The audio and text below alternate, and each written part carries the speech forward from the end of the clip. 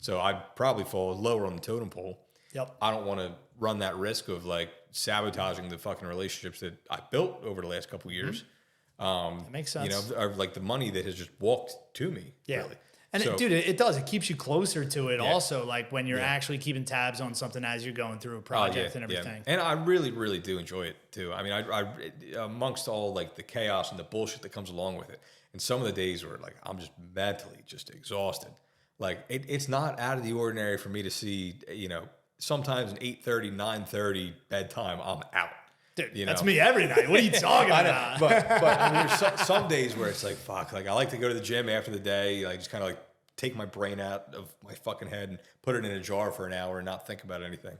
But even some days I'm like, I don't have it in me today. Yep, You know, I get it. And go home and I wake up and I'm like, all right, we're good. You know, but there's some days it's, you know, phone call after phone call after phone call.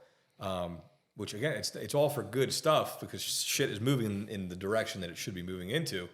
But like some days it's just problem after problem after problem. I remember last year, it was on my birthday. It was March 20th. I got some small multifamily in like scattered throughout central PA. And I was at one property doing a turnover because I got rid of one property manager. I was doing a turnover on my own to be able to hand it off to a new property manager with a clean slate. So I was there. I had an issue. I forget exactly what issue I had there, but it was an expensive one, and I do remember. And then I had another rental the night before my tenant's text. It's the only place that I continue to self-manage to because the tenants are pretty good. They're like, "Oh, our heat stopped working," and it was like the coldest fucking like day of like the year.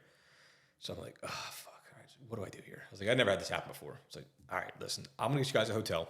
I got them a hotel for like 3-4 days or whatever. And I was like, you guys go there, check in. I'll figure out what the fuck's going on with the house. And it was a row home in Lancaster City.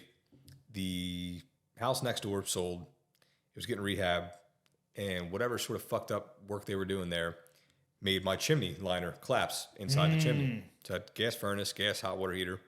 So I was like, fuck, that's not good. But that's just after the HVAC tech went out there and was like, yeah, you're kind of fucked. So I'm like, all right, like, what am I going to do here? And I was like, all right, well, I'm not rebuilding the chimney. So let's abandon that. Let's go everything all electric, you know, and this is like, thank God I knew what I knew. Otherwise, they could have took me to the fucking cleaners.